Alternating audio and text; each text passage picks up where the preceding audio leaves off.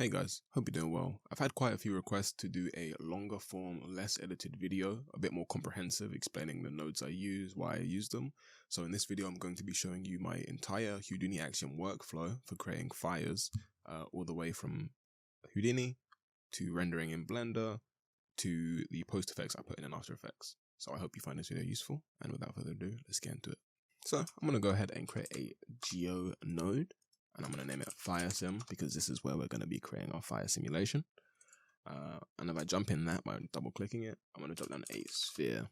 I'm just dropping down a sphere for the sake of simplicity. You could import your geometry at this point. So if you had created something in Blender, like I did in my last simulation when I made the house set on fire, this is the point you would bring it in.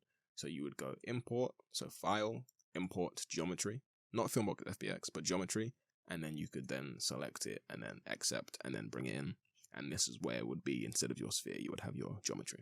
In our case, this is already a mesh, it's set to polygon mesh. But in the case of importing geometry, you would drop down the convert node. It's just good having to drop it in. It can really solve a lot of issues for you. By default, it's set to convert to polygons. I just leave everything as is. I don't touch any of them. And that can fix a lot of issues with imported geometry in simulations, especially with collisions. So just drop a convert node. It's inexpensive to compute. It's not going to cause you any issues.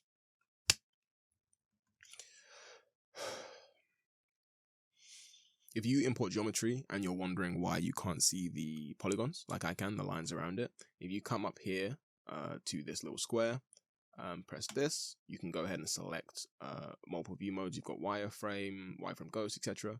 I'm using flat wire shaded, or sorry, smooth wire shaded at the bottom. If you have smooth shaded, you won't be able to see the polygons, which you don't have to, but if you're wondering why you can't, it's just up here. You can do smooth wire shaded. After this, I like to drop down a scatter node. And this is just going to scatter some points all around your geometry. Just on the surface of them. If you do want to scatter points within the volume of your geometry, you can drop down an ISO offset and drop that just between the convert and the scatter, just like this. And that will scatter points on the volume. You can see there's this weird kind of halo atmosphere effect around. It's not scattering uniformly. Luckily, it's an easy fix. If you just jump into the ISO offset here and increase the uniform sampling divs, you can see that it will bring it up a little bit, make it a bit tighter. And I'm actually going to go into our scatter and I'm going to increase the force count, the point count, sorry, and the force total count to be a little bit higher so we get a bit more density and a little bit more detail subsequently. If you do just want to set something on fire, like just the surface of something, you'll be fine without the ISO offset, just scattering along the surface. But for the sake of this, I'll just leave it on. After that, I'm going to drop down an attribute noise. And by default, if we put a display flag on that, it's on color, which is CD. So I scroll up here and I put this on density and put it as a float, because density is a float. You won't see anything. That's because you're going to have to hover over your attribute noise, click on this eye information, and then click on density, the word density, and that will let you actually see the density field that we have here. One thing I'm going to do immediately is I'm going to increase the amplitude a little bit so we get higher density values. You'll see why in a minute. And then I'm going to decrease the element size ever so slightly. I'm also going to add animation.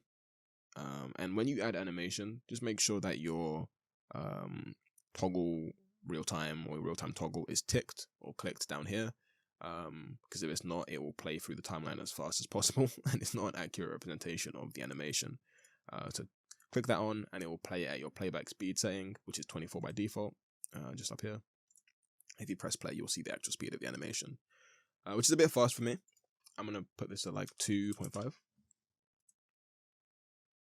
and that's fine.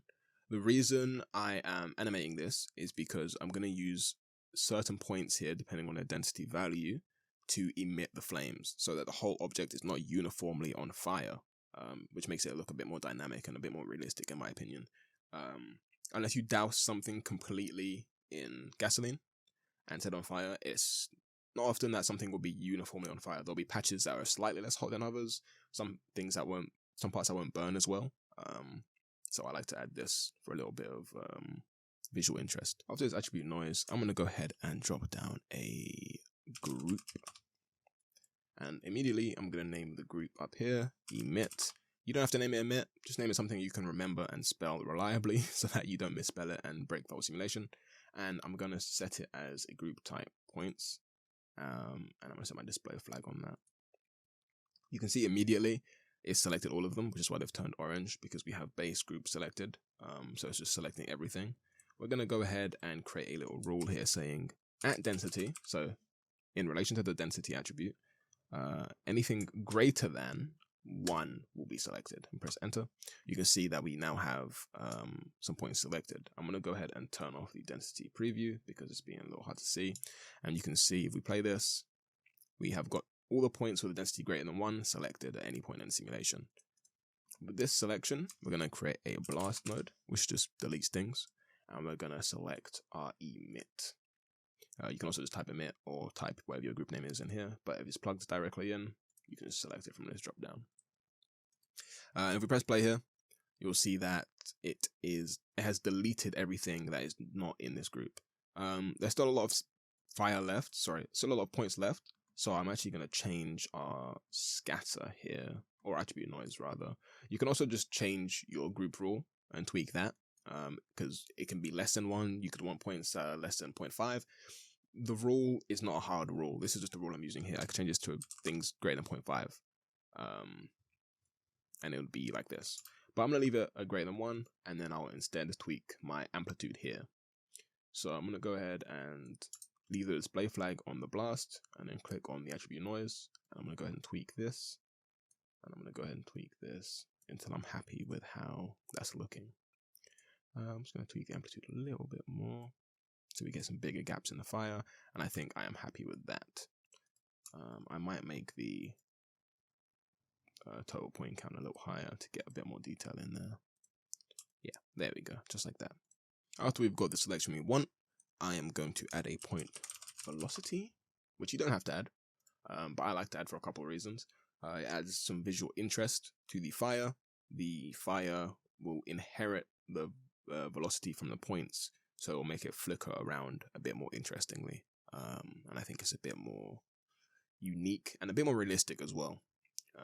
But as you can see, our velocities are royally messed up by default when you put the node down. And if you can't see these blue lines, just come over to the sidebar and click this one here, which is display point trails, right there, right below, below this little dot here.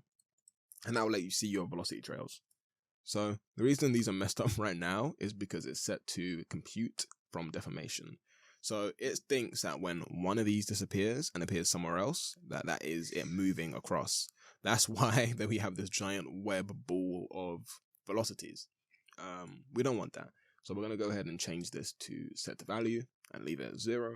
And we're going to create our own velocity. So come over to curl noise, add curl noise. And if I press play, you can see that's already looking like the fields of fire. I'm actually going to leave that as is. I might increase the scale to 1.5. And I think that's good. And then I'm going to come to conical noise as well. And I'm going to add that. And I'm going to change the direction to -1, so it points up. And I think I'm going to change the scale of that to 1.5 as well, just so it points up a little higher. So now we've created some velocities for the fire to inherit, which will help it, be a bit more lively. Next thing we're going to do is we're going to do a volume rasterize attributes. Make sure it is the attributes version of the node. And I'm going to put the display flag on that. And we see nothing. The reason we see nothing is because we haven't chosen any attributes to rasterize. You can use a drop down here, or you can type them. I'm just going to type them. I'm going to put density. I'm going to zoom out a little bit. And I am going to put V as well. We're going to rasterize the velocity. And that should be good. We are going to change the sizes here so we can get a bit more accurate of a source. I'm going to change the particle scale to 0.05, 0.02. And I'm going to change the voxel size to 0.0, let's try 0.03. Okay, still looking a bit blocky. You can't really see that much detail. Let's try 0.02, 0.01, 0.03. I'm going to leave it at 0.02.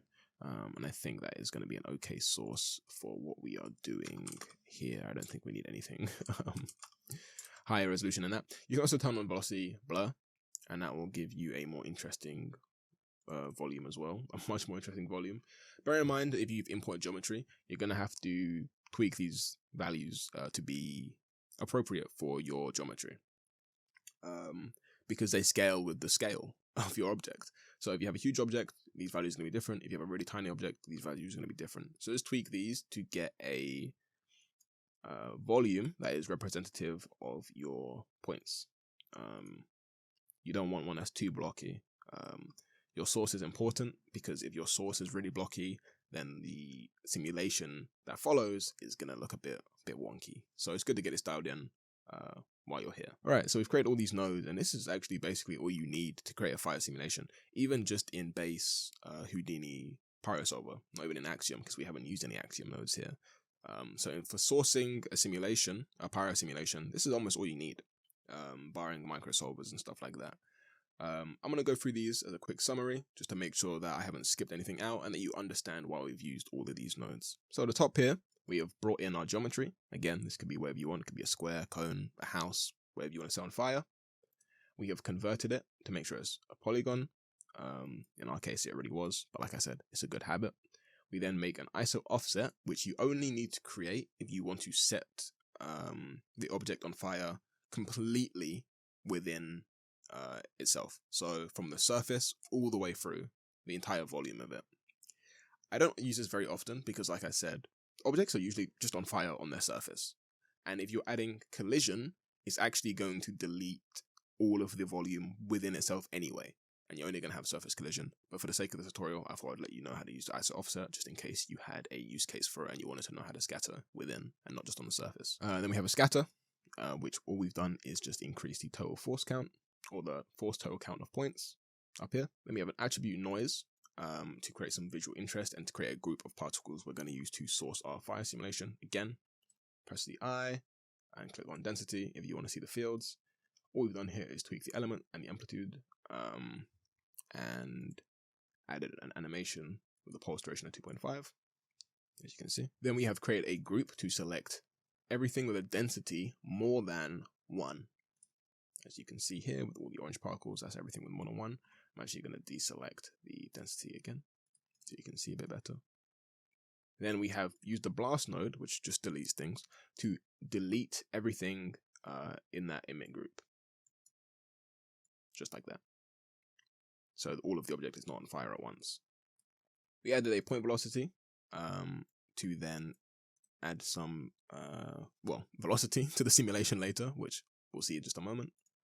And then we have rasterized it all to create a volume that Axiom can use to simulate the fire. So it'll take like 5 minutes to set these nodes up. It's really basic. You can actually use this to source, like I said, a Houdini vanilla pyro simulation.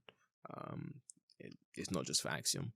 But we're going to move on now to actually simulating it and the name nodes needed to do that. Before we move on, I've noticed I do a few shortcuts that I might not have explained. One of the first things I do is this, which is framing the selected object. So if you select your object you want to look at and press, while hovering over the viewport, space and G, it will frame it within your window. And it's the same with nodes, space G, it will frame it within your window as well. You can also just press F, and it will do the exact same thing.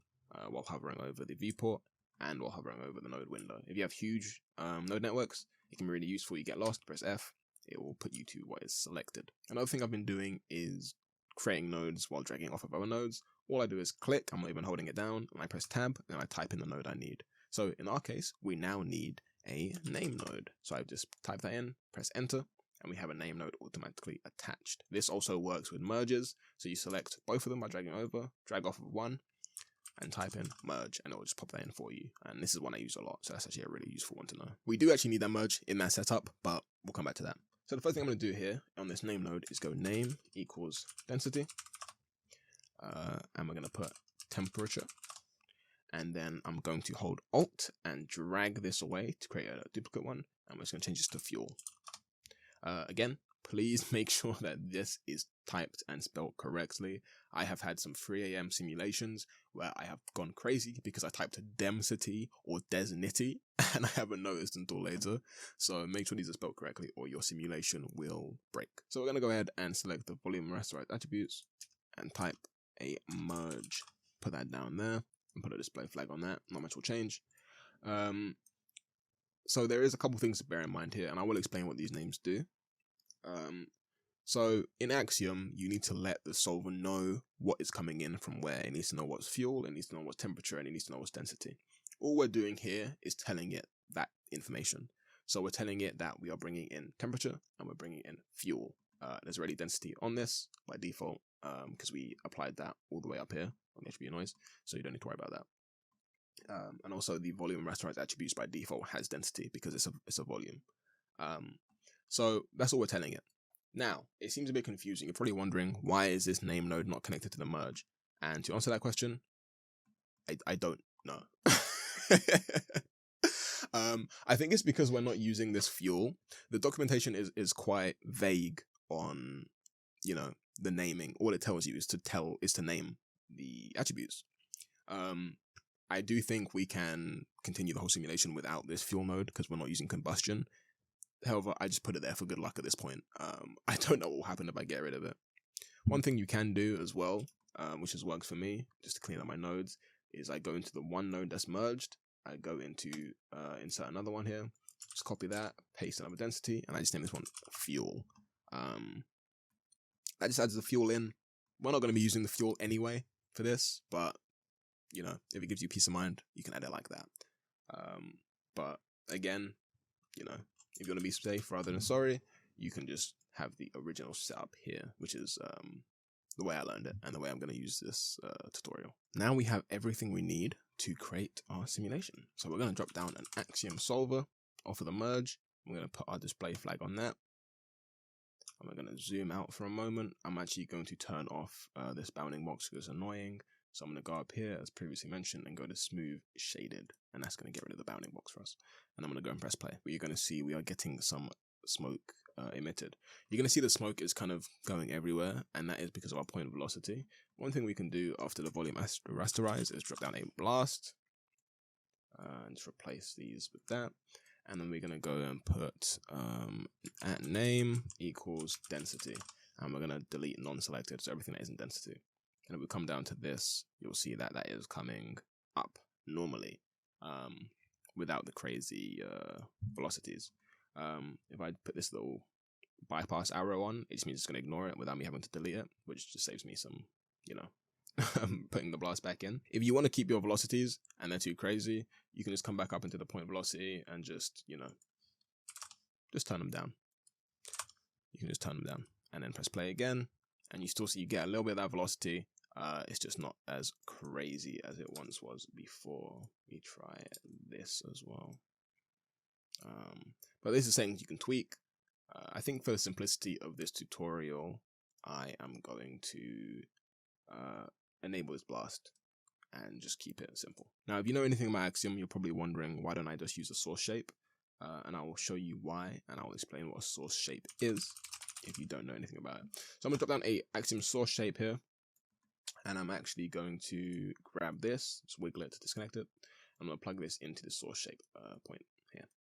And then if I zoom out a bit and just press play, you'll notice in one node, it just did everything we created in this many nodes. And the reason it did that so easily is because it basically is all these nodes compacted into one. And you can go in here and you can choose if I scroll up, you can choose a sphere, cylinder, a box, you can choose a pyramid, you know, you can choose a bunch of shapes, whatever you want. And if I go back to the sphere here, you can actually come down and just put a noise. And that did exactly what we did with the density attribute randomize in one node. If you just so happen to be sourcing a perfect shape, then this is what you're going to want to use. However, the reason I went through all of these with you is so that you can get any geometry and still use it as a source in Axiom. The source shape here is really good for experimentation. It's really good for testing different settings, but it's not going to be your be-all end-all. You can also use it for collisions as well, but it's not going to be able to use for, you know, normal geometry, like a house, for example. So I'm just going to go ahead and delete the Axiom source shape and put that back under and source our simulation again and zoom back in. Before we go into making this look like fire, I'm actually going to go over collisions really quickly because they're quite simple. What I'm going to do is I'm going to grab this sphere. I'm going to grab this converted sphere I just hold Alt to drag those and duplicate them. I'm just going to bring them down here. And I'm going to use this as a collision. I'm actually going to drop a transform just after this convert. And I'm going to go ahead and come here and click this, which is going to let me use transform tools. You can also just use the transforms in here to bring it up if you want really accurate measurements, but I'm just going to quickly drag this up for the sake of demonstration, just like that. And if you want collisions, you are going to want to have whatever geometry you want. Let's just say that this is, you know, wherever you imported a wall or whatever it is. I'm going to drag off of this and I'm going to create a VDB from polygons. Put my display flag on that. And then I'm going to change this immediately from distance VDB to fog VDB. And it's on density by default. We're going to change this to collision. Again, make sure it's spelled correctly, please, because that can cause you some problems too. And then what I'm going to do is I'm going to plug that into the merge. I shift it around to be neat using Shift R while the merge is selected, but it doesn't matter which order it goes in, I'm pretty sure. I'm going to put my display flag back on the axiom solver and we press play. You will see it rises up and it hits that sphere we have. If I set the transform, you'll be able to see that. Or I put the purple one on. There you go. The purple flag lets you see it while you're on the display flags on another object. So you can see that is a static collision. It's really easy to set up.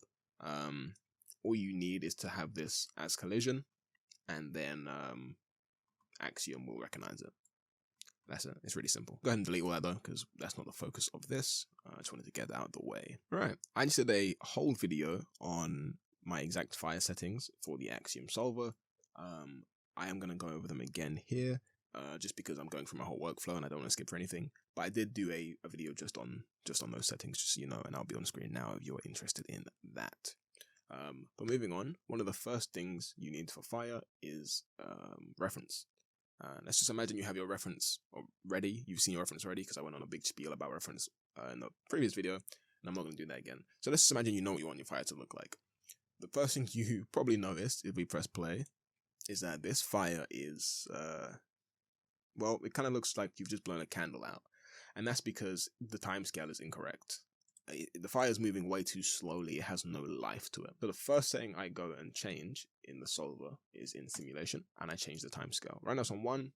I'm going to just quadruple it and put it on 4 just to see. Please bear in mind the timescale is dependent on the scale of your object. So your timescale might not be 4. Your timescale might be 8. Your timescale might be 2. Your timescale might be 1.5. It really depends on how big your fire is and how big your object is. But you're going to have to judge that by eye and just, you know, be a good art director with that one. So I'm going to put it on 4. We're just going to see here. Okay, it's a bit faster. And one thing you'll notice that as I increase my timescale, let's go to 7, I get less fire. The reason I get less fire is not because of the substeps, which you may think. It's because on dissipation and cooling rate, we have solver frame step selected, which is what it is by default. That means that the solver for the dissipation and the cooling rate is scaled with your timescale, meaning that these are ramped way up. So we're going to go ahead and put these on frame step. So it just goes by frame, like everything else, and press play, and you'll see, there we go. We get our simulation back. I think that's looking a bit better. I'm going to go to 8 for now. We can always change this, no problem. I think that looks okay. I don't think we need to go too much higher. Let's see what 9 looks like. Okay, I'm going to leave it at 9 for now. I might bring it back down to 8. With fast moving fire as well, you might want to consider having more time steps. More substeps. The more substeps you have, the more realistic your fire is going to be. A substep basically just gives the solver more time to calculate fast moving things, like fast moving collision, fast moving fire. It is the frames between the frames, so you can get your in-betweens. It is, as you can see, considerably slower, even though it does look a lot better. But for now, I'm going to leave that at 1 just for speed. And sometimes lower time steps on really chaotic fire can actually look really good. But it's something you're going to have to experiment with and find out. One thing I'm going to do quickly as well is that we are previewing the smoke, temperature, and velocity all at once, which is fine. But in this case, I want to focus just on fire, and we'll get to smoke in a moment. So I'm going to drop down a Pyro Bake volume node, and I'm going to put my display flag on that. And I'm going to turn off smoke and come straight to fire and turn that on up here. And then we press play on that. You'll see it's basically the smoke we just had, but, you know, orange. And we are going to change that. to be fire. So if I press play and I let that simulate to like say here, I'm going to change my source range, which is going to bring the fire down, because I don't want my fire to be the exact same range as my smoke. You know, I want the fire to be separate than the smoke. Right now, the smoke and the fire, they're basically one and the same. So what I'm going to do is I'm going to come down to my source range and put this like, let's just 0.5. Okay, it's a bit too low. 0.3. Let's see how 0.3 looks like played. 0.3 looks okay. It's still a bit high. I'm going to do 0.4. And we can change the cooling rate of our fire too. Okay, I'm going to leave it at 0.4.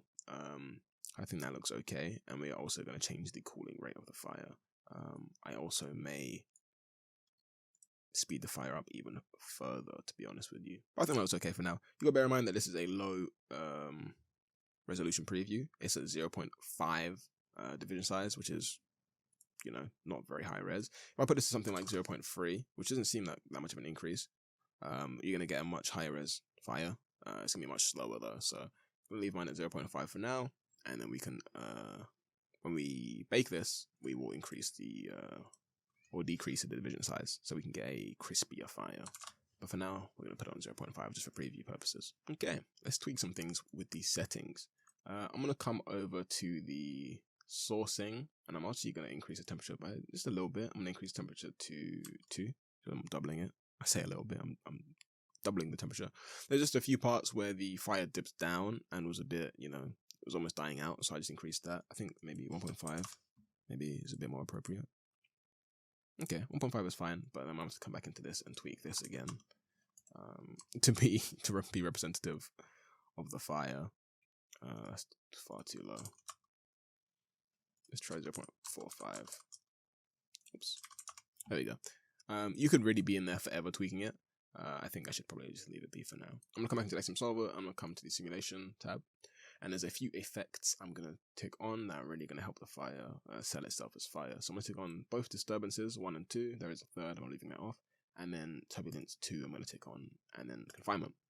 Again, I had a whole video where I went through these settings, but I will quickly explain what they do. I'm also going to put wind on, but we'll do that in a minute. So buoyancy is how quickly the fire will raise, which is also affected by things like temperature and the cooling rate, which will affect how much the fire cools per frame. So if I put this up to like 0.05, oh, the reason it wasn't playing is because the disturbance is so high that it can't even calculate the simulation.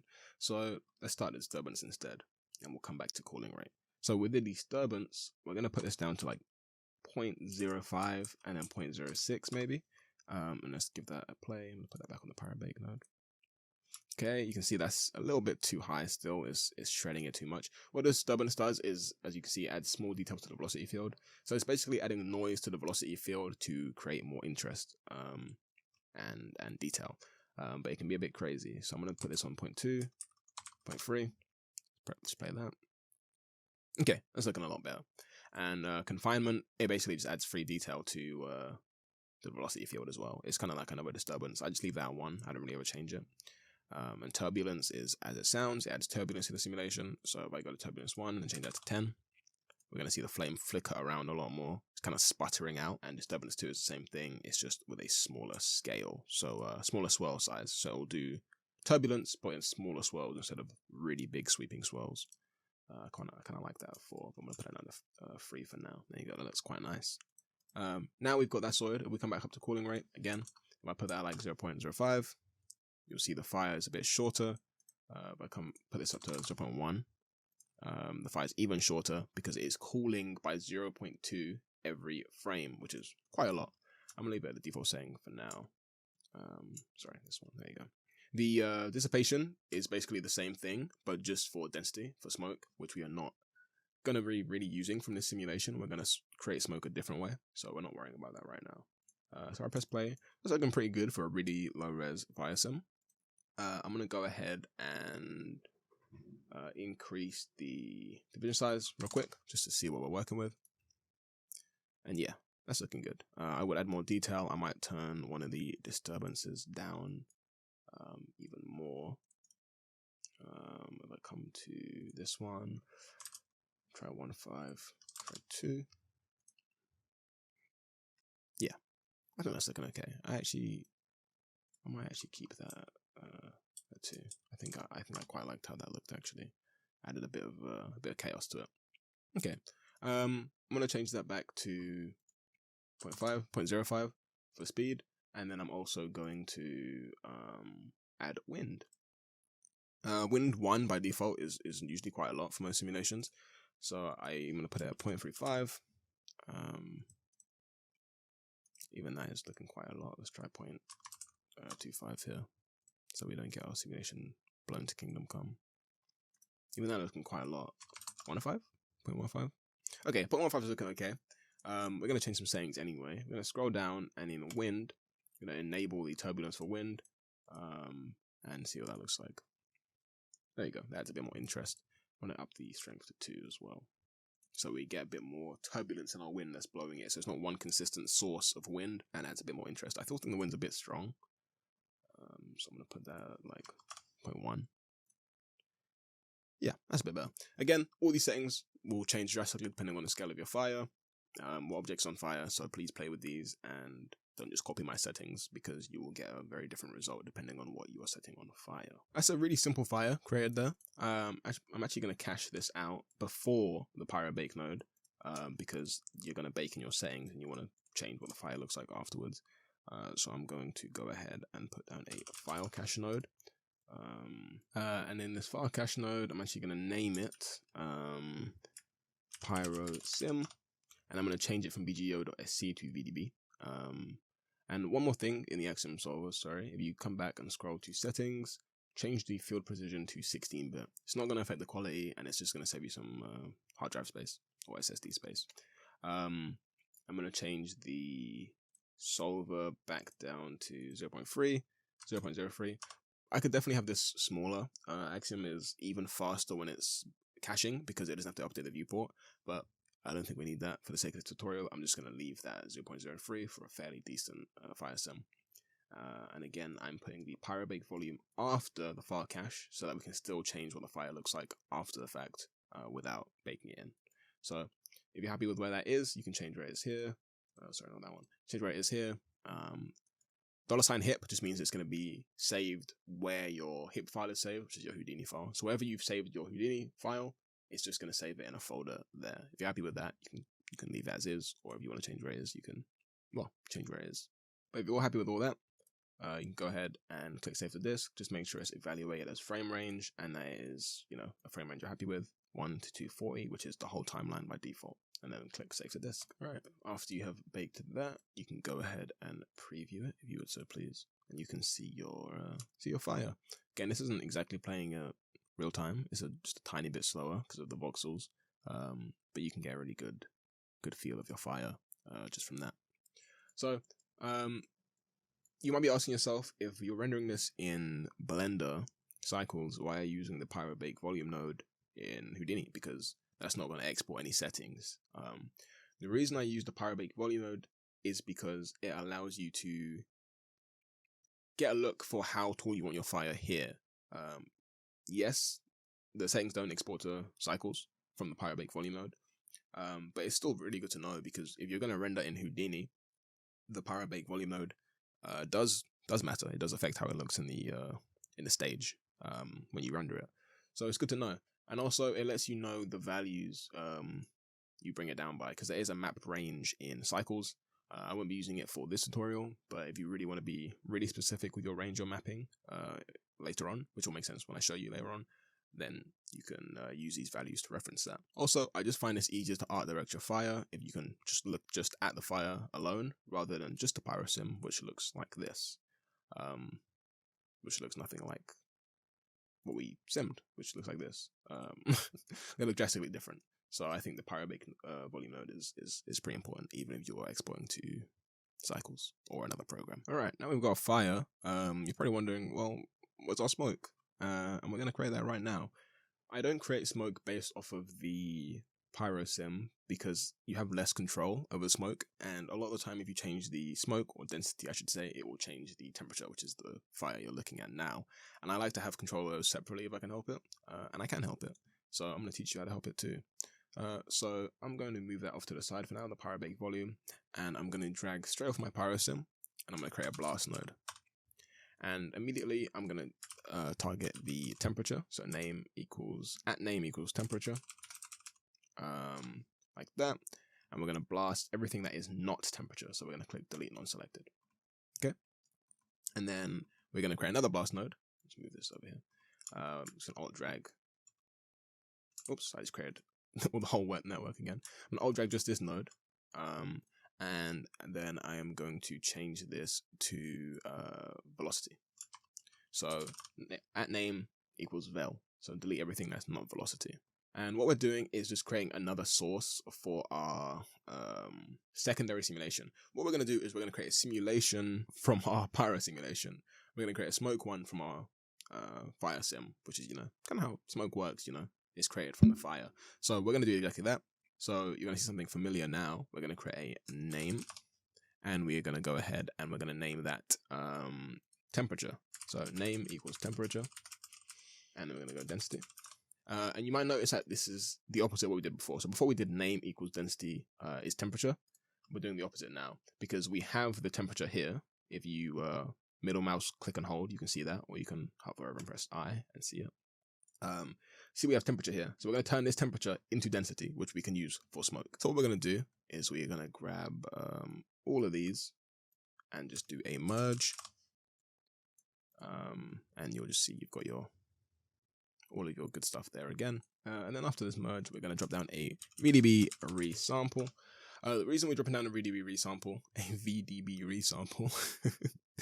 say that fast 10 times, is because normally at this point you would have your final fire simulation, which would be really high res. Obviously R1 at this point is not that high resolution. We can play it back in the viewport with no problem. But at this point you would probably have one that has hundreds and hundreds and hundreds of millions of voxels, which is really slow to use in another simulation. So we would drop down the VDB resample in order to squash that down to make it lower res so that we can use it as a source for smoke. So we're going to do that anyway, even though our existing simulation is not that high res. We're going to change a couple things. First thing, in define transform, we're going to change that to use voxel size only. So we can define the exact voxel size we want to change. And then we're going to untick rebuild SDF. And then we'll change the voxel size to something like, let's just 0.5, 0.05. 0.06, 0.07. Just something low res enough to be quick. Again, ours is already low res, so I mean, this is pretty disrespectful to the existing simulation, but you get the idea. If you had a really high res sim, you would bring it down to something a bit chunkier, maybe even 0.1. And you know what? I'm actually going to use 0.1 for this because you really don't need your source for the smoke plumes to be that high res at all. So after this VDB resample, we are going to hit a volume visualization mode just so we can see what is going on a bit better here. I just leave these settings alone. And then I'm going to plug that straight into the Axiom solver, which is exactly what we did earlier. I plugged it in foolishly with the viewport at 82, so it's trying to do everything up until point 82. I'm going to press escape to stop it cooking. I'm going to move that all the way back, and then put my tag on this. And we just made the exact same simulation we just made here, except instead of using this sphere as a source, we used our previous fire as a source. We used this fire right here as a source for our smoke. So we put that on here, and we press play. We're going to see a couple things. So you can see it is kicking up just where the fire is created. You can actually see the previous fire there kicking out. One thing you notice is that the smoke is coming up really slowly from the fire. And you might think immediately, oh, I know this one, it's the timescale. And you can change the timescale, but that's not really going to fix your problem. It's just going to make the fire go up quicker, or the smoke go up quicker. So if I increase the timescale to 2, like I did there, we've got the same effect. It's not really coming off with the smoke like you want it to plume outwards. So the first thing I'm going to do is put that timescale back to 1. And then I'm going to go to our sourcing, because that's where the issue is. So what you're going to want to do is put the velocity to frame step here. And we're going to set it to pull. Now, if you leave it a frame step and add, that will already fix your problem in a way. You can see it's getting pushed up now. However, it's a bit mushroomy, and it kind of looks like when you blow out a candle. That's the look you're going for. Great. But I'm going to go ahead and I'm going to set it to pull. And you'll see you get a different effect. It kind of pulls the smoke up and through, which is what I want. I might actually increase the sourcing of the velocity as well. Put the acceleration on 1, put the velocity on 1.5. There we go. Now we can see it shooting through there, just like that. But I think I might be finding myself actually liking the ad a bit more. But again, play around with this, see what you like. It really depends on what you're looking for. We'll leave on ad for now. I think it looks okay. It's a bit too wispy for me, but we can also just increase the density if we really wanted to on the source and get some thicker sourcing. But again, you can tweak these settings exactly as you want. You can add some disturbance. You can add some turbulence, whatever you want. We'll add some disturbance just to add a little spice to this. One thing you can do as well is you can just copy this and then just change the sourcing settings, like I said. Just make sure to change the resolution down a little bit as well if you don't want to create it from scratch. I actually think the disturbance on that is a little forgiving. Try 0.1. This might be a bit crazy, but no, it looks okay actually. 0.4, 0.5. We're already pushing it now. No, okay. Yeah, it looks okay. This is another example of how the disturbance scales and stuff like that really changes with scale. Like this is way bigger and a different resolution than the fire that we created previously. So we're allowed way more, I don't want to say extreme, but way bigger values in our, sourcing, disturbance, effects, stuff like that. I'm actually going to change the turbulence. The first one's like 5, and this one a 2. To just get more oomph in there. There we go. That's a little better. Let's change this turbulence to 10, perhaps. Oops. If you do press the last frame, just press escape quickly because it's going to try and cook the whole timeline. So you just cancel that and then go back to the beginning. And yeah, that's looking okay actually. That's looking okay. For a pretty low res smoke simulation, I think that's actually looking pretty decent. Yeah, that's looking nice. So that's how you source the smoke. If you were in Houdini, you would source these both to the stage, and then you would merge them, and then you would have them both overlaying. We're not rendering in Houdini, so we don't need to worry about that. All we need to worry about is getting these into Blender, which I will be covering very shortly. Before we get to Blender, we still have one more thing to do in my workflow, and that is the embers from the fire. So let's get right into that. All right. So we are going to come from our Pyro sim, our main Pyro sim, not the second one, though it is a good idea to cache that out as well. So I'm actually going to do that right now. I'm going to create a file cache. I'm going to name that smoke from fire. And I'm going to make sure to change that to a VDB and make sure that this is also set to a 16-bit field precision, which is important. And I'm going to cache that as well. All right, and we've got our smoke cached. We can bring I'm actually going to bring a null. The only reason I'm bringing in a null is so we don't have intersecting lines. Otherwise, the line from the node will be going through a few, and it's kind of messy. I like to see what's going on. You could also use an object merge to just, start here, and then just bring this into the object one. And then you would have that there, which is the cleaner thing. So we're actually going to go with that instead. I'm just going to name this Pyro Sim Import. And we're going to go ahead and that still has all of our attributes. Yep. I'm going to go ahead and drop down a blast node, which you should be very familiar with at this point. We've used quite a lot of them. And we're going to go ahead and hit at name equals temperature. And we're going to blast everything that isn't temperature. That's all we care about. We don't want anything else here. All we want is the temperature attribute, which is the fire, because this is what we're going to be using to spawn the embers. We're going to be spawning the embers from the temperature, because that's where they come from. It's the hottest part. So we're going to move those out of the way, and then we are going to add a scatter. We're going to scatter directly onto our temperature field. If you press play, you'll notice it's really slow, and pop sims are normally really fast. The reason this is slow is because we're running a relax iterations right here. If you untick relax iterations, bring this back and play, you'll see that that plays in basically real time. We're not going to need relax iterations for this at all, so you can just turn that off. Or if you really want to keep relax iterations on for some reason, you can just drop a file cache down in between the scatter, after the scatter, sorry, and then after you're happy with the settings, you can cache in. But I think that's a bit of a waste, to be honest. I just leave relax iterations off, and then you can see this is what our temperature field looks like based on points, which is I think quite pretty. We're not focused on that right now. We are going to use this to spawn embers in our .NET. Another thing we're going to do is merge our smoke simulation with our pyro simulation, and the reason we're going to do that is we're going to use the velocities from those volumes to drive our particles, our embers. So we're going to go ahead and do that. I'm going to drop down an object merge. Actually, I've got the one right there we just made from the pyro sim, so I'm just going to grab that. I'm going to duplicate it. I'm going to put it on this side. Move these over. And then I'm going to merge these two. There we go. Just going to merge those two. And then let's make sure that's the right one. Yep.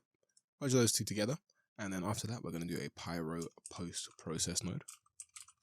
And this node is just going to flatten everything, convert it to VDB, combine the volumes, make sure it's all 16-bit float. It's going to make everything work all nice and lovely. And then we're going to put down a blast node. And we're going to blast everything. You probably guessed it. That is not velocity. So we're going to target the velocity. And then we're going to delete non-selected. Just like that. Okay. And then we should just have density. We should just have velocity now. Yep. In this, we just have vel. As you can see, 87 million voxels. Just here. So we just have the velocity. Which is perfect. You can go ahead and cache this as well. It'll just make it a bit smoother later on. I'm actually going to do that right now. If you want, you could also drop a VDB resample here and then make it lower res just to, save some space. But I'm just going to go ahead and cache it. So I'm going to name this VDB vel. And we're going to just cache that to disk. Now I've got that cached, I'm just going to go ahead and bring down the nodes we created earlier, the pyro import, the blast, and the scatter, which is just our points scattered on the temperature, which is the flames essentially. And we're going to drop an attribute from volume node. Just drop that below the scatter and plug that in. And then we're going to plug the file cache of the VDB velocity here, which is just the vel, into the right plug here, which is just asking for volumes to use as attribute values. And we're going to change the attribute name from CD, which is color, to vel. You can also put this, I believe, to V, and then put the volume to vel, which is I think we might actually have to do here. But we can come back to that, but I believe that is correct. And then we're going to go ahead and drop down a .NET that we'll be using to put everything in. And in the second input here, we're actually going to put this in as well, because we're going to be using that on the pop effect from volumes in a moment. So it should look just like that. You should have your pyro sim, and then you should have your smoke sim, which is baked here. And then you join your pyro sim with your smoke sim. You could either drag the wire from down here and plug it in, or like I said, use an object merge just to keep it clean. Merge those together. Pyro process to flatten everything, join it together, make sure it's 16-bit float. Blast everything that isn't velocity, because all we need is a velocity here. Bake it. Plug that into the .NET, plug that into the attribute from volume. On this side, we're gonna have enough object merge, which is bringing in our pyro sim, because we're gonna spawn particles from that, the embers. We're gonna blast everything that isn't temperature, so we just have the fire, and then we're gonna scatter points on it like this. Make sure to turn off relax iterations so that it plays smoothly. If you want to keep it on, make sure you cache this so that it can play back smoothly, which is important when we go into the .NET, because we're gonna need to be able to art direct the embers in the viewport. And then we put down an attribute from volume, which is going to target the vel, and we're going to put V into the attribute name. I know it seems counterintuitive to put V here and then vel, but just trust me on this, it will work. And then we have a .NET. If you go into the .NET, it should be empty, it should just have an output in it. We're going to go ahead and I'm going to put my display flag on the scatter. You can have it on a scatter or on the attribute from volume, it doesn't matter. Just make sure it's selected. And we're going to come up here and click particles. And then we're going to click source particle emission. and then we're going to go ahead. You can either click the fire sim here, or you can come in the viewport and click the actual particles. It'll become yellow. At the bottom here, it says select object for source particle emitter. Press enter to accept selection. So I'm just going to go ahead and press enter now. I've selected it. And I'll wait a minute, and we should be in the .NET we created. It shouldn't have created a new one. So if you click this one inside of it once, it should have at least set it as a .NET you use. Either create a new .NET somewhere else for you, you can undo it and try again, or you can just copy that .NET into here. It doesn't matter; they'll do the same thing. And I'm gonna name this as Embers, Ember Sim, just so we know what's going on. It's good to keep stuff named, right? If we jump into our simulation now, you'll have the guide, and if we press play, you'll see that nothing is happening, which is normal. It's fine. This here that you're seeing is just the guide. It's just the particles we scattered earlier. But we don't have any particles spawning, which is completely normal. We're going to go ahead and select our pop source. And here it says scatter onto surfaces. Well, we don't have any surfaces, so we're going to select points. And then it is selecting our fire sim, but I'm going to go ahead and just change that to first context geometry. Keeps things clean. The first context geometry would be this point here, which we have plugged our scatter into, which is what it's referencing. And then it will be the attribute from volume, which would come down. So it's essentially the scatter that it's referencing. It's asking you, hey, which points are we using? First context attribute is these points. Okay. And then we're going to change this to points. You can do all points. Oops. You can do all points, but as you can imagine, that's going to be quite laggy. I'm not even going to play that. So we'll just do points. And if we press play, you will turn off my velocity there. If we press play, you will see that we are getting points advected here. Just spraying everywhere, really. Which is not what we want. I assume it's not what you want. So there's a few things we're going to do. The first and most important thing here is a pop advect by volumes here. We're going to drop that between the pop source and the merge, and we're going to go ahead and choose the volume that is going to advect these points. It's going to move these points. You can go ahead and select it with the swap, but we're just going to go ahead and click second context geometry, because that is, why we plugged it into the second context, so we can get the velocity from it, because this, again, is only got velocity data in it. So we go back and press play. You will see that it's spewing them out kind of accordingly. They're not going exactly where you'd want. It's not terrible. They do continue off into the way. And if you wanted to, you could increase the velocity scale, and they're going to really, really shoot out. I'm not going to tell you can't use this, but I would recommend you use update velocity, like this. As you can see, it's a lot more realistic with the way the particles go.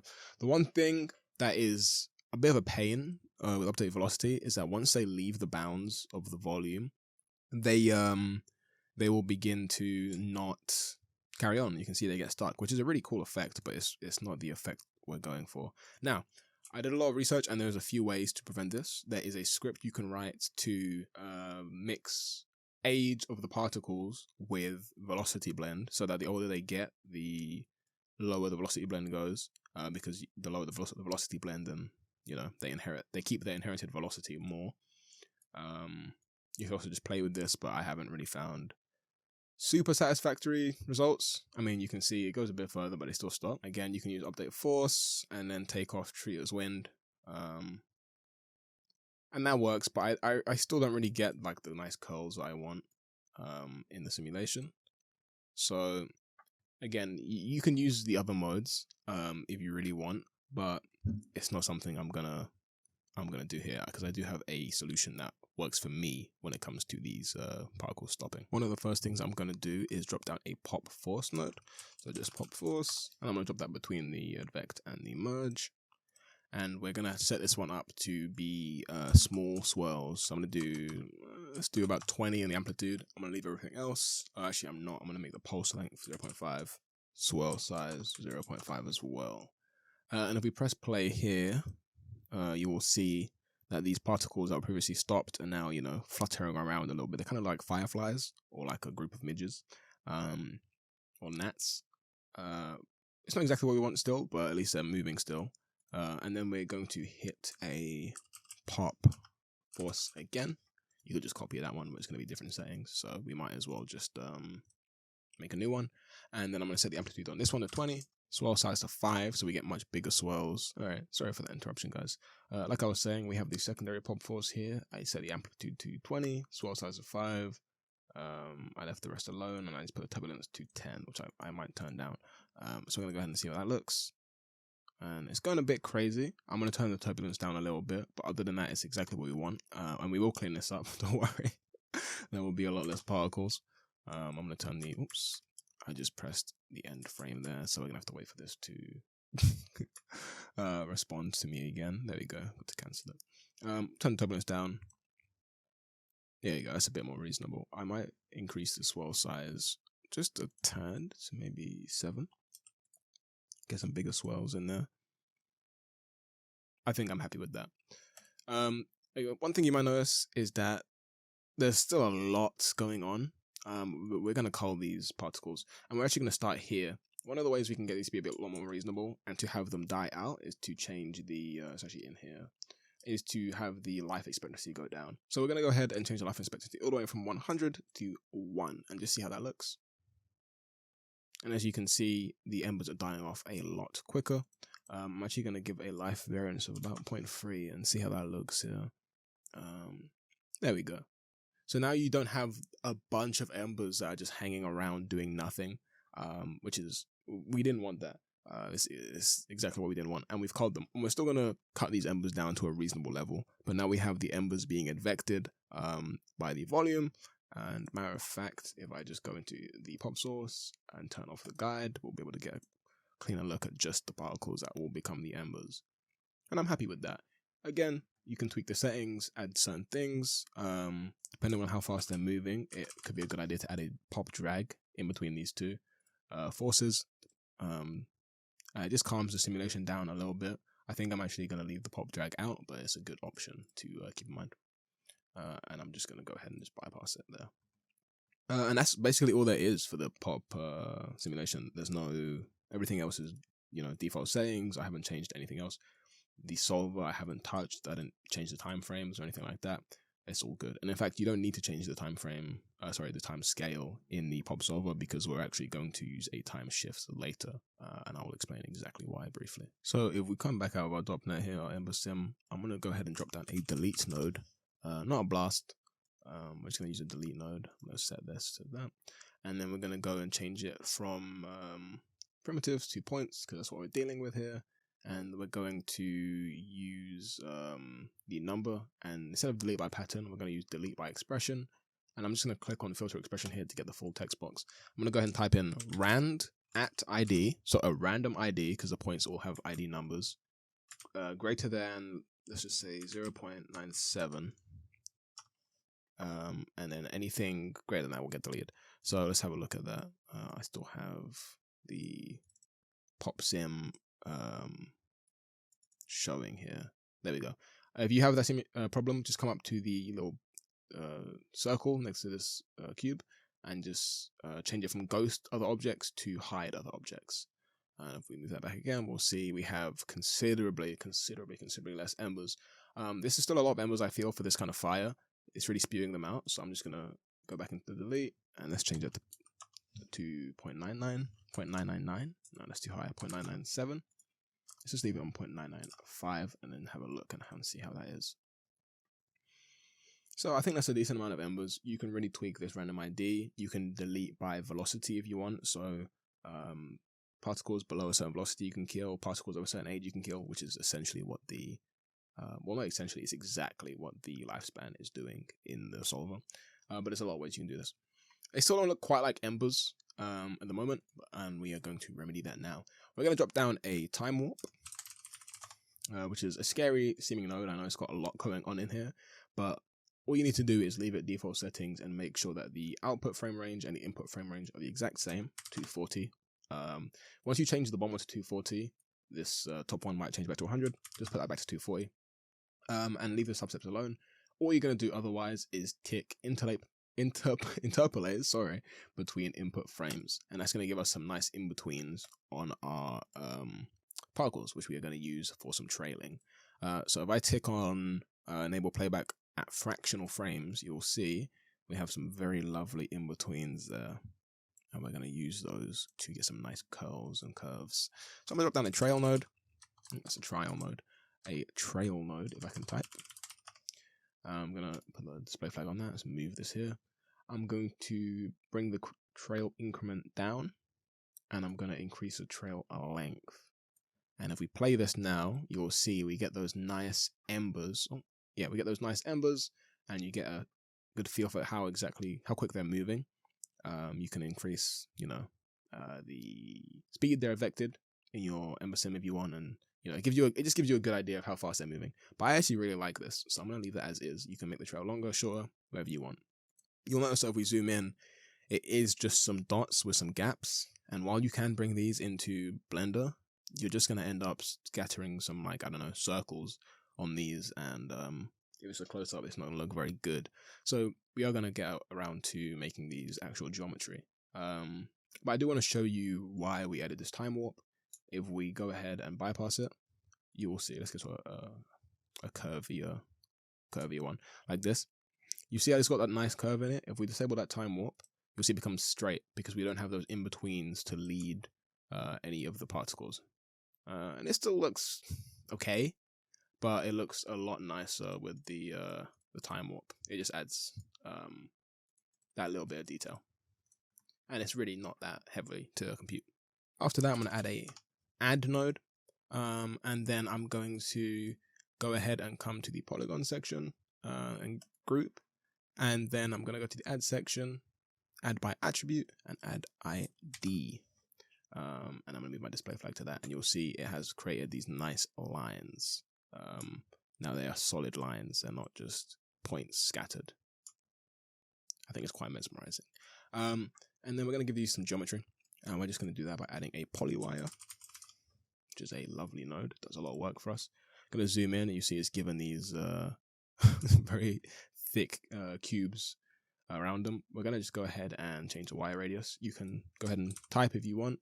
But if you want this menu here, you have to middle mouse click and hold in the this window, the typing window, and then you get to choose your attributes. So I'm going to come down to 0.001, and then you drag it right, it goes bigger, drag it left, it goes smaller, which is a little quick tip for you if you did not know about that. And then if you really want as well, you can increase the divisions, so it becomes more circular. I really don't think it matters, and it just saves you some polygons. So you can leave it at 3, leave it at 4. If they're fast moving and they're going to be motion blurred, especially if you're rendering them separately, it's not really going to make a difference because they're going to be purely emissive. So you're not going to see any curvature. So if you're really trying to save memory, just leave it at 3. It's not going to make a difference. You can't tell the difference at 3 to 4. So, and that is how to do the embers. That's all of it. So in essence, with the embers, you are having your fire sim and your smoke sim. You're merging them. You're putting a post process down to flatten them, combine them. You're deleting everything that is not velocity, because that's all we need to advect it.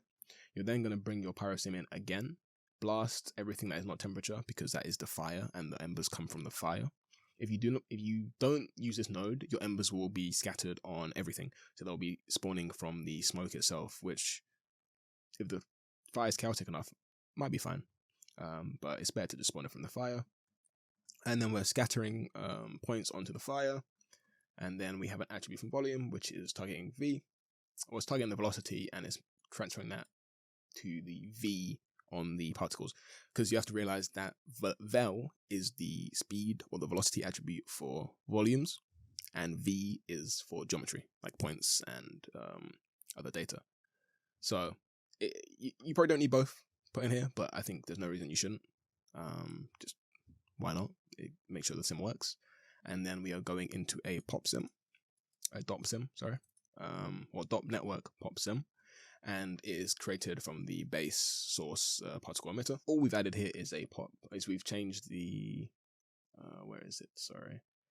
emission type to points, geometry source to use first context. We've added a pop effect by volume on update velocity. I've left the velocity scale at 1. You can increase this however you want. Added a pop force on a small swirl size, so we get small jitters. And then we have added a pop drag, which is disabled, but you can enable that and tweak stuff how you want. What I really like is about pop sims is that you can have a lot of particles and still have it run really smooth, so they're really easy to art direct. And then you have a pop force 2, which is basically the same thing, but with a pulse length of 1 instead of 0.5. This is a source size of 0.5, and this has a source size of 7 and a pulse length of 1. Well, this has a pulse length of 0.5 and source size of 0.5. And this one has a slightly higher turbulence.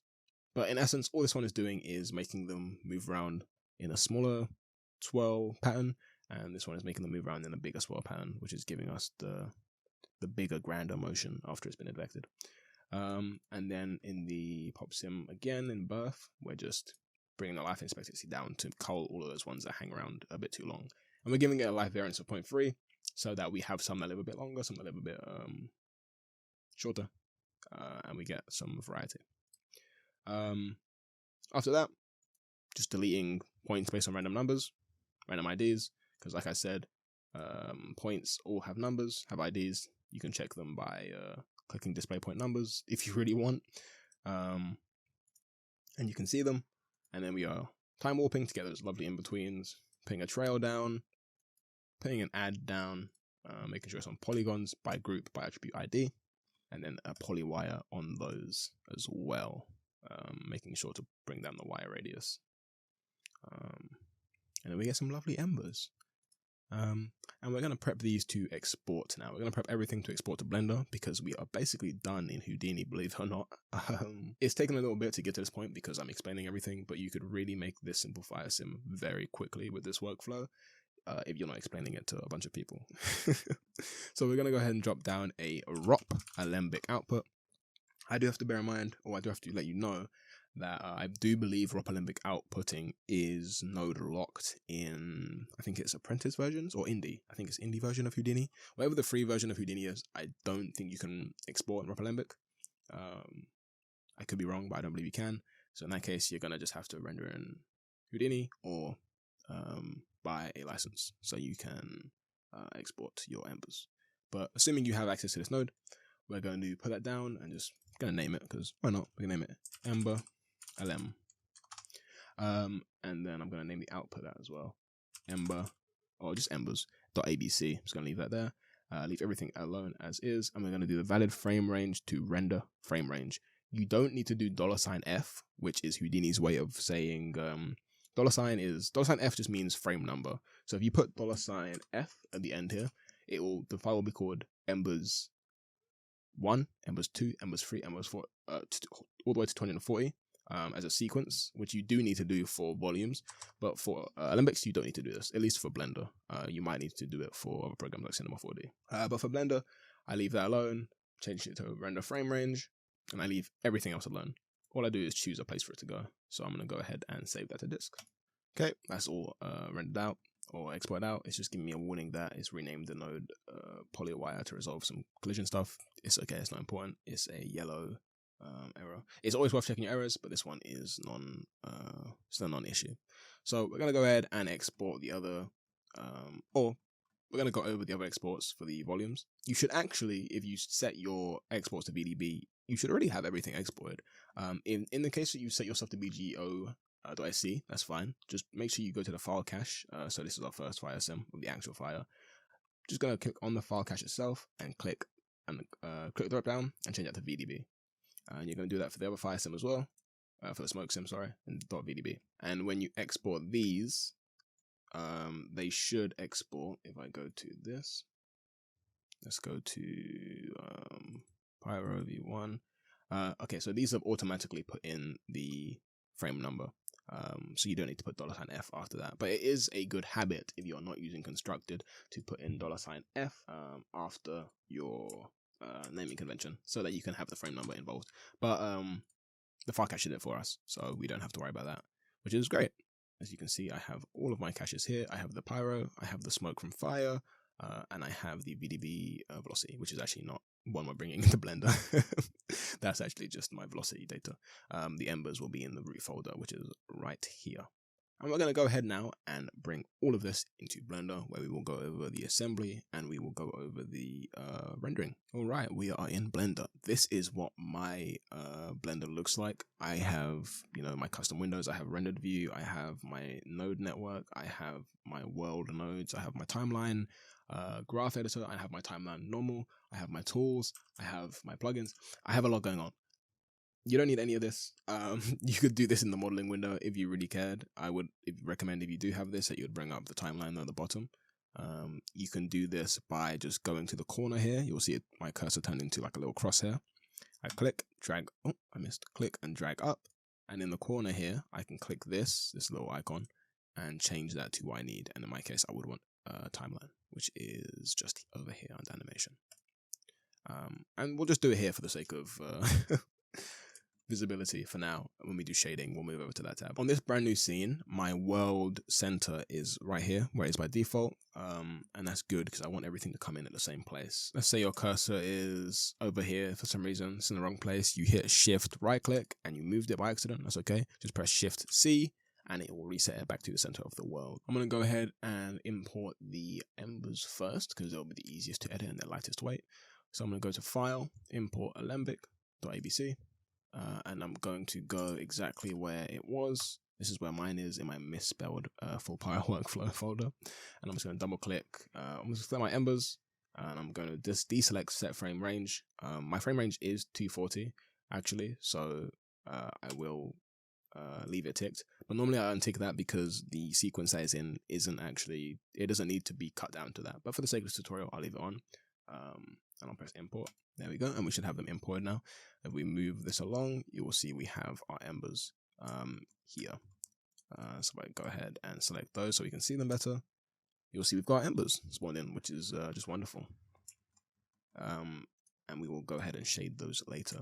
The next thing we're going to do is bring in our volume. And to do that, our volumes rather. And I'm going to go ahead and hit Shift A because you don't import volumes from the file. You go Shift A, you come down to volume and import open VDB. You're then going to go to wherever they are. In my case, it's in this folder. And I'm going to bring in the Pyro sim first and V1. And I'm going to select all of them just by pressing A. If yours aren't in order, I'm not sure it matters, but just in case, you can come to this drop down and hit sort by name and they will go in numerical order. I press A, select everything. I press N just to double check detect sequences is on, otherwise they will not come in as a sequence, but it is on by default. So I'm going to import OpenVDB volume, and you can see we have it in the viewport here. The first thing I'm going to do is go to my data while selecting on the volume, this little green icon, and I'm going to increase the viewport display density, just so I can see it better in the viewport. It's also a really good idea to save Blender when dealing with volumes, especially high resolution ones, because they have a tendency to crash when you play in the viewport. So I'm going to save this as full Pyro Workflow tut. Just save that. But we'll go ahead and play that. We'll see we have some very fast moving fire and some very fast moving embers. I mean, it might be at this point. Oops. Let's go ahead and cut this down to 240 because it didn't actually cut it down. But at this point, you might see a fire in your program of choice, and it might be too fast.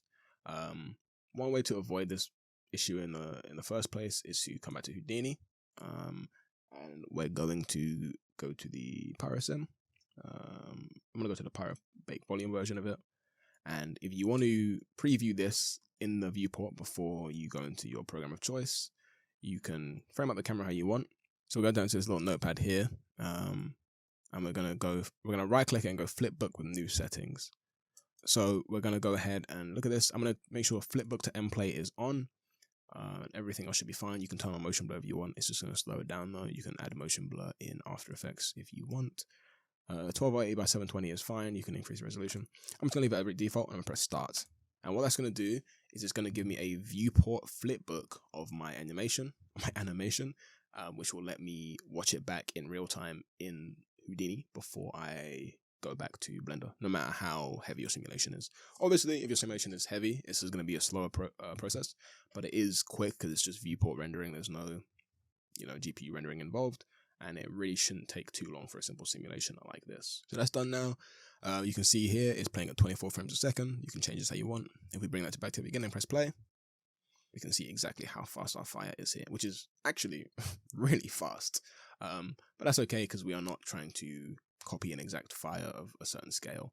But in the case that is too fast, you would just come back into your simulation, come back up to your Axiom Solver simulation, and just bring the timescale down a little bit. And then you would do this again to check if it is too fast. Sorry guys, I just realized that my Blender was slightly out of frame. I have fixed that now, but I don't believe anything super important was out of frame for you. So yeah, we've got this in now, and we're going to go ahead and save again, and we're going to do the exact same thing and bring in our smoke. So smoke from fire, V1, select A, double check that detect sequences is on, and import, open a VDB, and we have our smoke. Wonderful. I'm actually going to move these out of this folder because this is not where they go. This collection, this is just me being tidy, or trying to be tidy. I'm going to rename this one fire. I'm going to rename this one smoke. Just so I know what's going on. And then we have our embers here. I don't know what this is. I want to bring this one up to scene collection, and this should still, yep, that's still working fine. And then we've imported everything. You can't see the fire beneath the smoke because it's all the same display, but we're going to get into the shading and the rendering now. All right, I'm going to do all of my shading and rendering and stuff in this tab that I've created, but you can easily do this in the shading tab. Again, this is custom as well, but all you need is a shader editor window and a timeline preferably, and a rendered view. If your PC is powerful enough, you can just do the rendered view in the viewport straight up like this. I'm actually going to turn my HDRI off, and we're going to use just a sun lamp. So I'm going to create a lamp sun, bring that up and just rotate a little bit, just so we can use something everyone has access to. There we go. And we're going to turn on the rendered view in here. I'm going to move the camera because the camera is not representative of what we want right now. For the sake of the tutorial, actually, I'm going to do mine here, just so you guys can see what's going on. And I'm going to turn off all of this stuff. And I'm actually going to use this as my main window, so you guys can see what's going on. So here we have our stuff just imported straight in. By default, with no material, they will have just this kind of gray wisp. I'm going to do the smoke first. So select your smoke. It gets a bit hard to select volumes in the viewport, so that's why I named my sims so I can set them properly. So I'm going to select the smoke, press new and the materials, and it makes a nice principled volume in which you can turn the density up. And you can turn it down. Obviously, if you turn it up and it's low res, you're going to see a lot of blocky artifacts.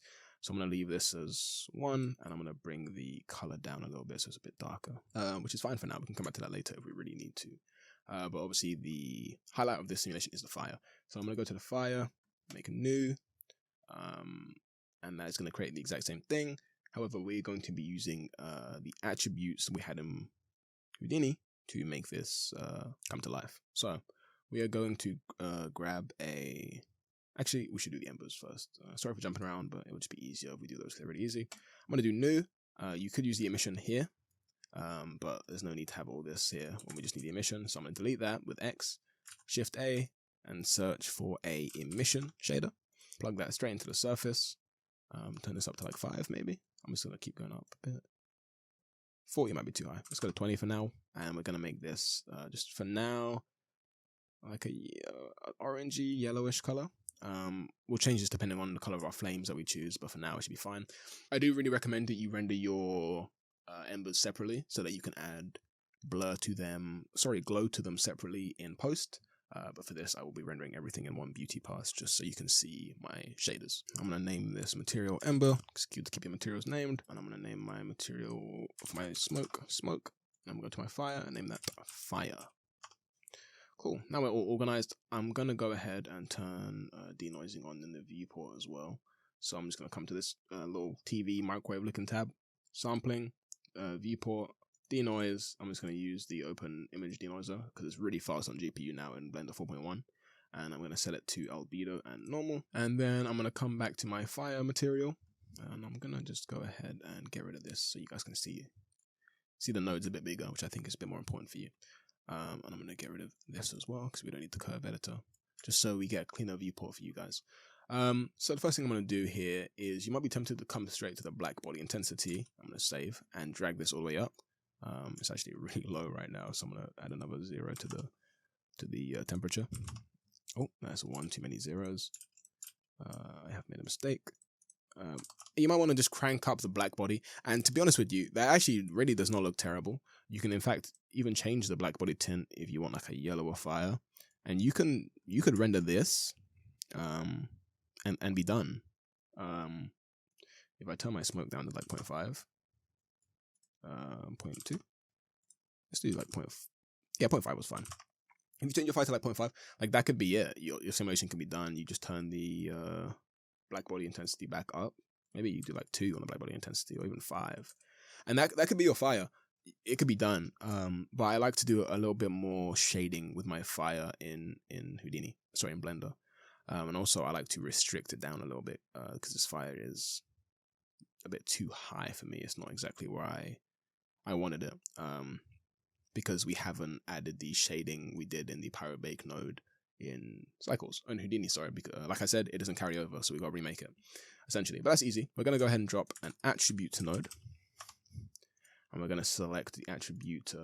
If you don't know what attributes you had, even though you just spent a long time making them and managing them, you can make sure you have your volume selected and come over here to this little green data node or section, and you'll have all of your attributes here. So we have density, temperature, velocity, which is what we need. So we actually want the temperature because that's what we used in Houdini.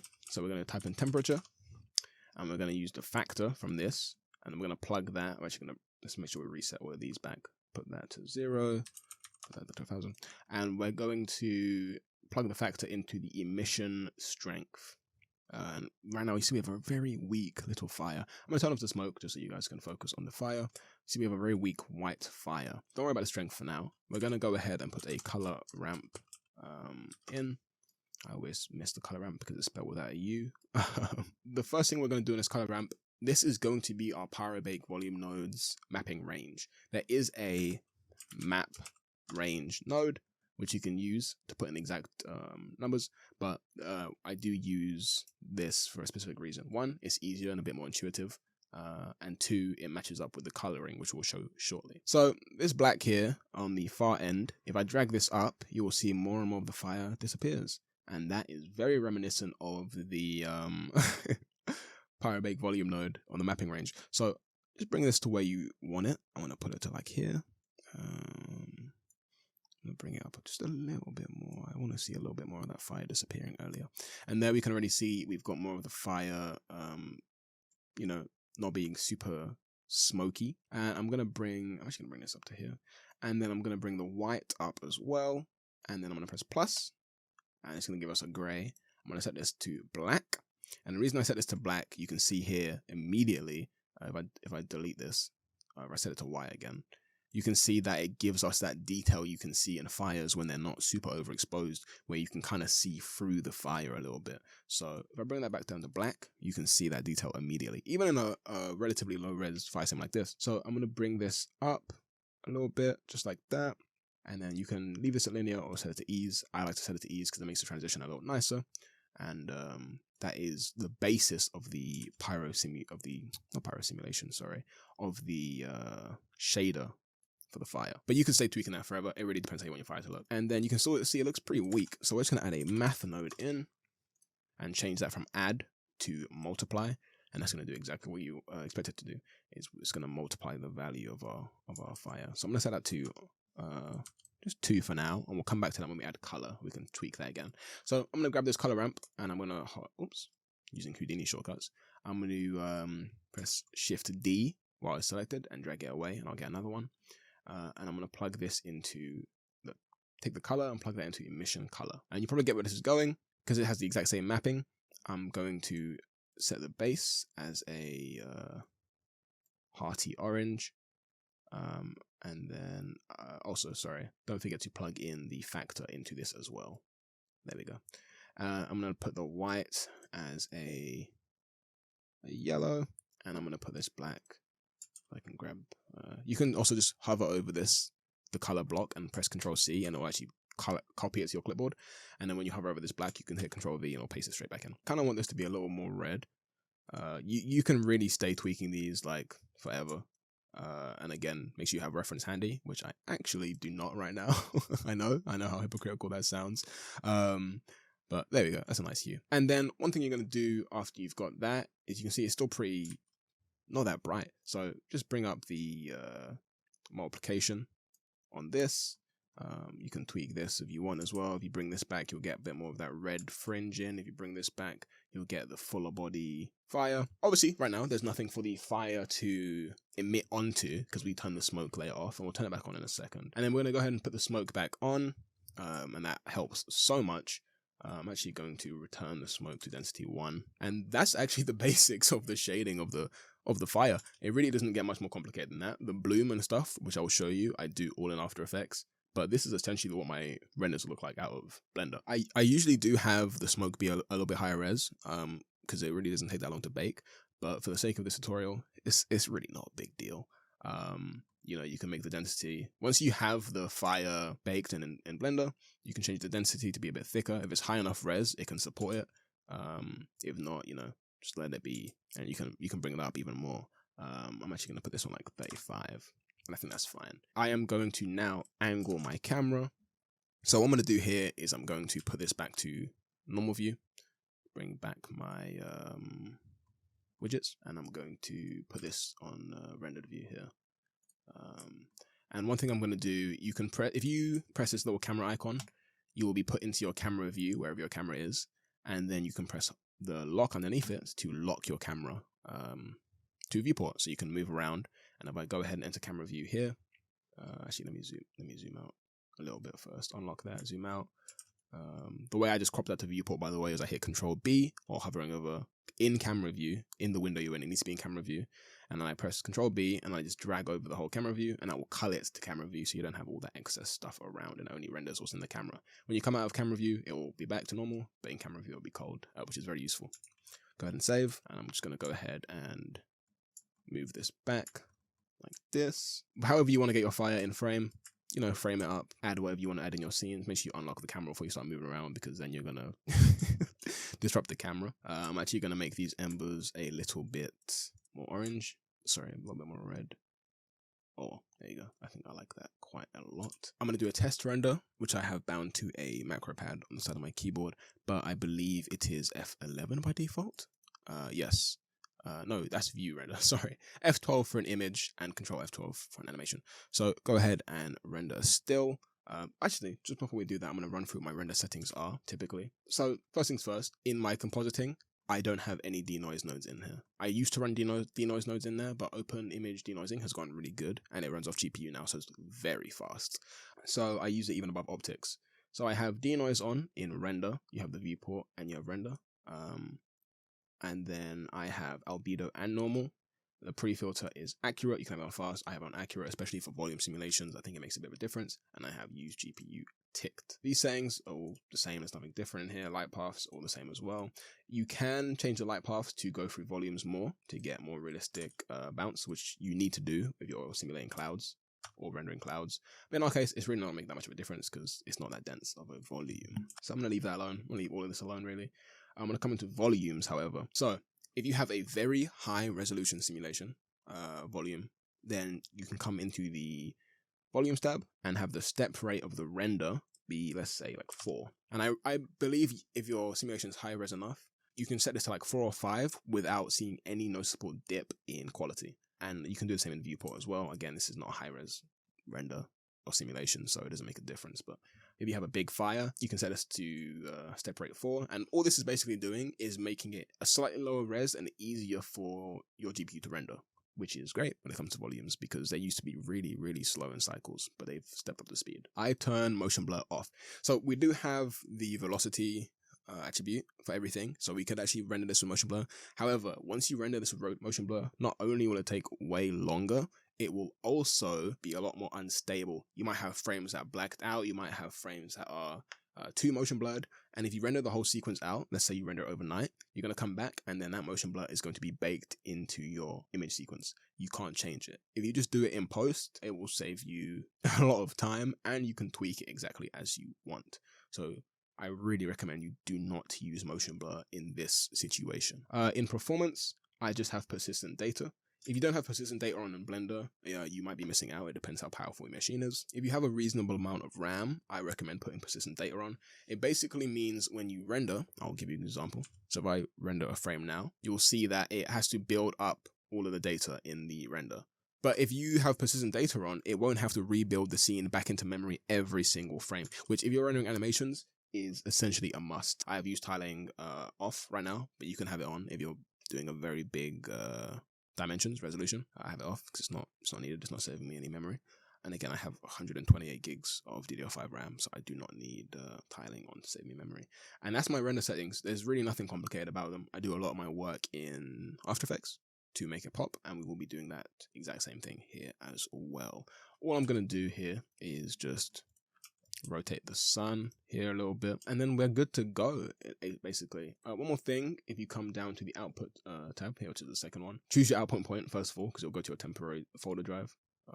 Temporary folder. So I'm going to go ahead and choose this. I'm gonna make a new folder called SQS, which is my shorthand for sequences when I'm making projects. And I'm gonna go ahead and make a new folder called first pass. I don't know how many I'm gonna do, so I just name it first pass to be safe.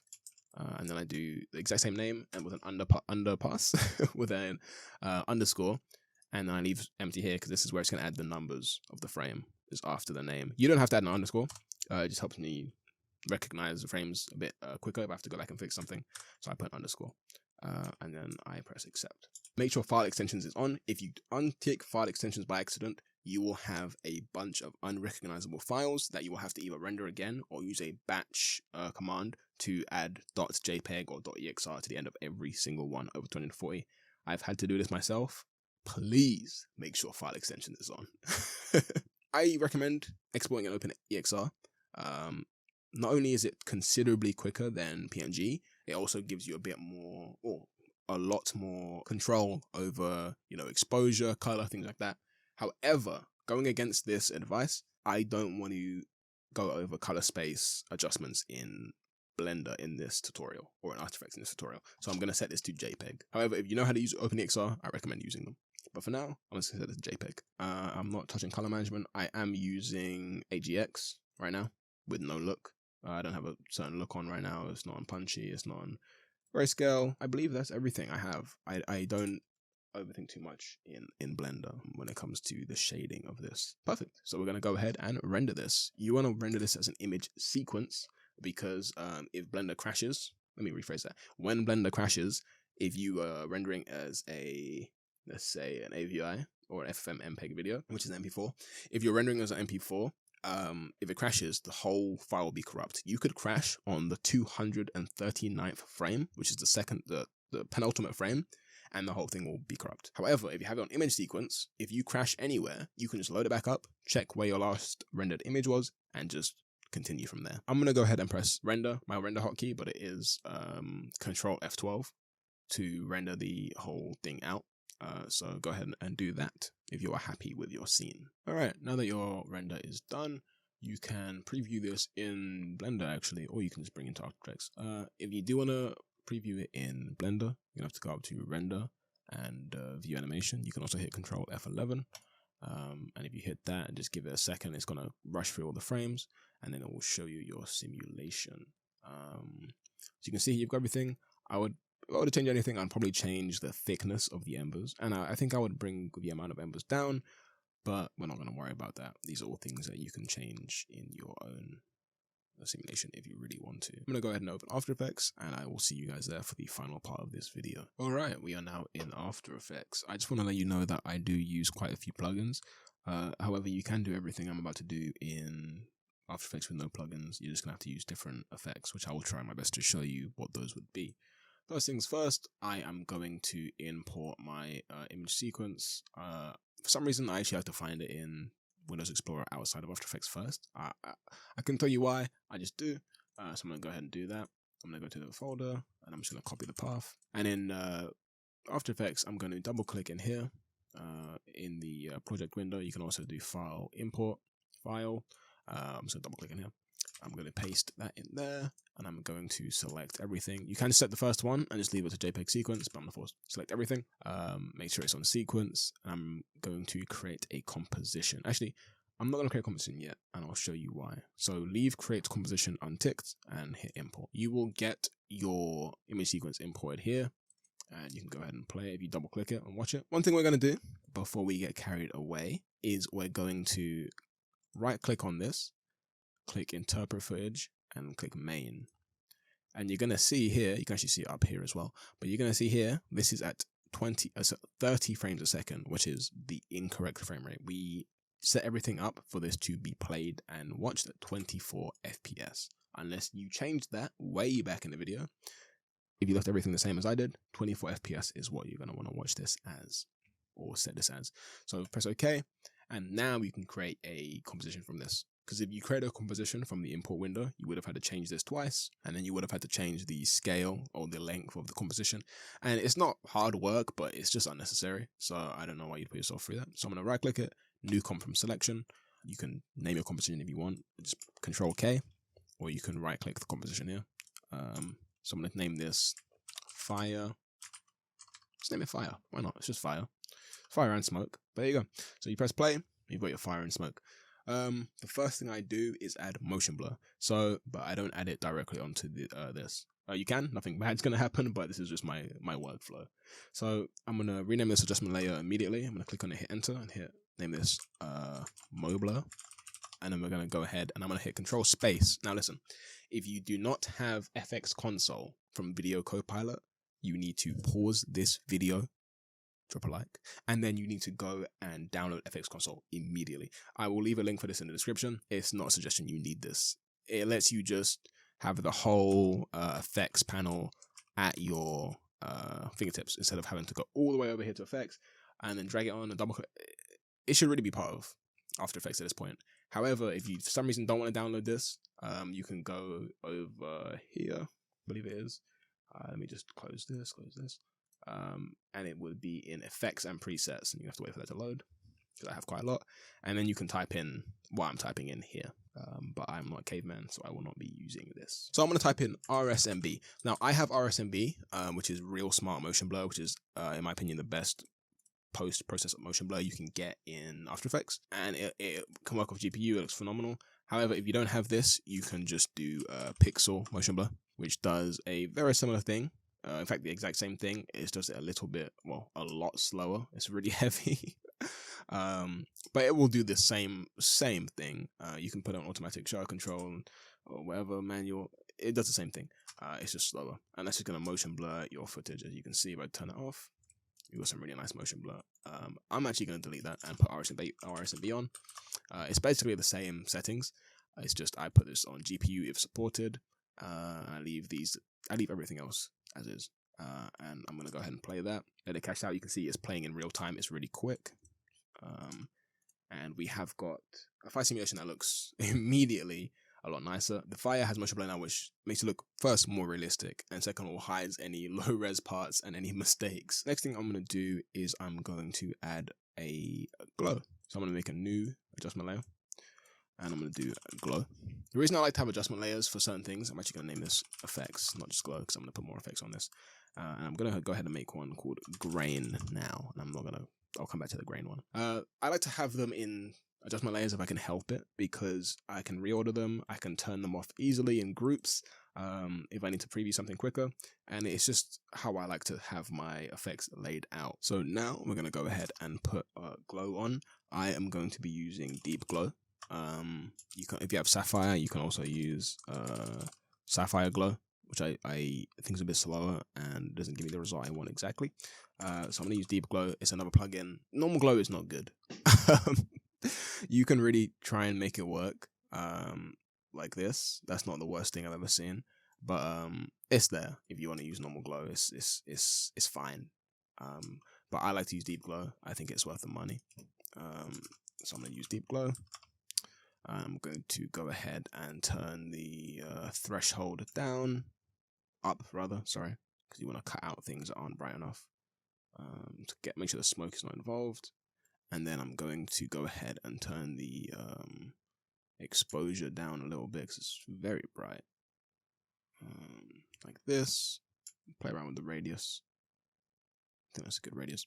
I'm actually going to turn the exposure down a little bit. Cool, that's good.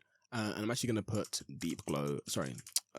sapphire glow on as well, just because I want. So if I rendered the embers separately, I would put S glow on this, sapphire glow on this, and then I would extend these out and you would get these nice little streaks on this, but I did not do that to save time. But that is what you would, one of the reasons you would have that as a separate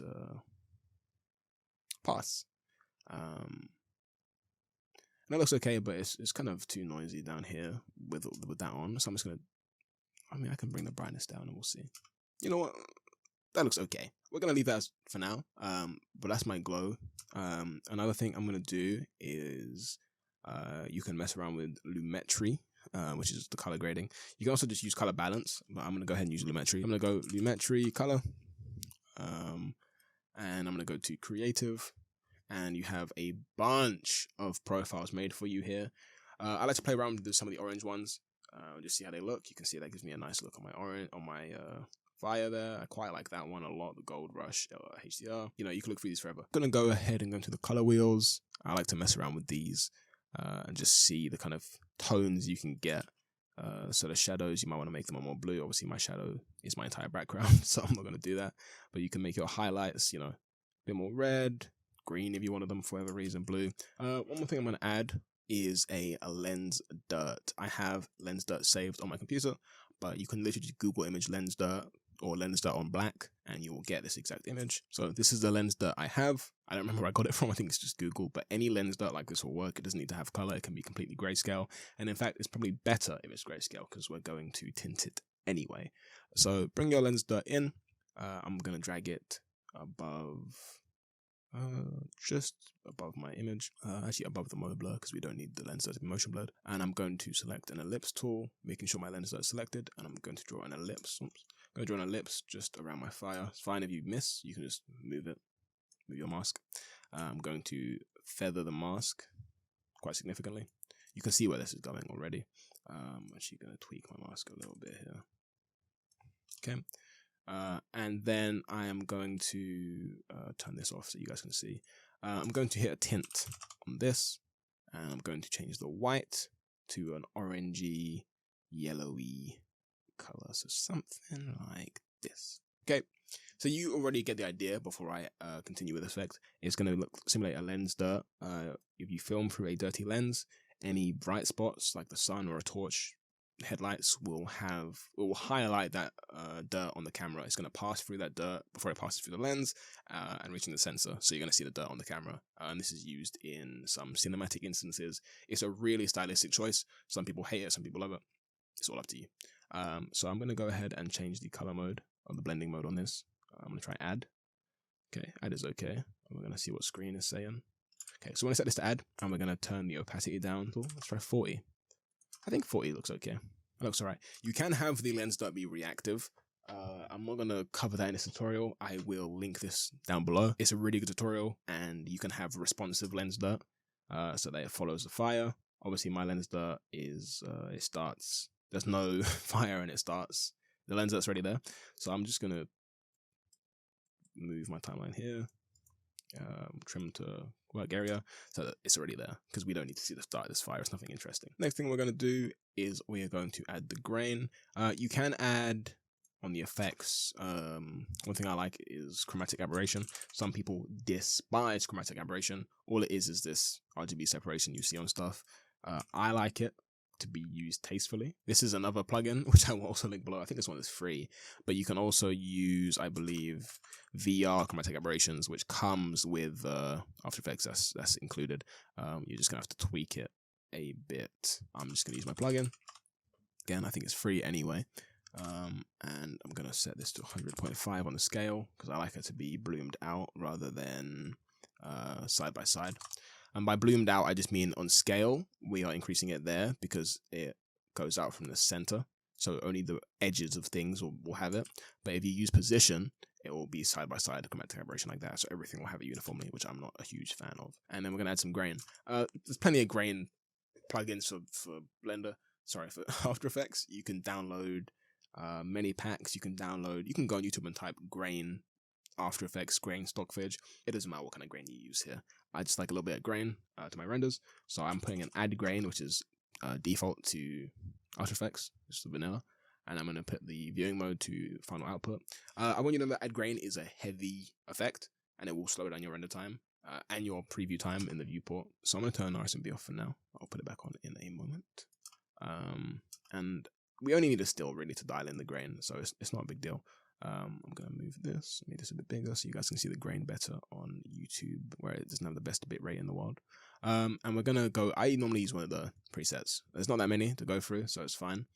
This is a nice low light one. You get this kind of grain you would see if you were recording a campfire, maybe with an old camcorder. I quite like it, and I'm just going to use the first one I selected here, the Kodak SFX 200T. The grain might not look like too much on this still, but it's going to be animated, and you have to bear that in mind. So it can be quite a lot, especially if you're uploading to Twitter. The bitrate is terrible there, so, and Instagram is not the best either. So you're gonna want to bring this down a bit so you don't ruin the compression of your simulation. And that's all I use in After Effects. It depends on my scene. You know, if I have a scene like the house fire, I'll do the color work a bit more creatively depending on the mood. This is just a fire and a void, so I'm just showing you the basic effects that I use. It's nothing crazy. You know, depending on what it is, I think less is more. You can hide a lot of mistakes with motion blur, with color correction. You know, if you mess up your shader in Blender, you can drop down the color balance, like this. And you can, let's say you want the red balance to be different. Let's turn off the grain because that's too slow. You can bring your red balance up, so the highlight red balance. You know, you can make the fire more red, or, you know, cooler, or, you know, whatever you want to do. You can fix a lot of things in post.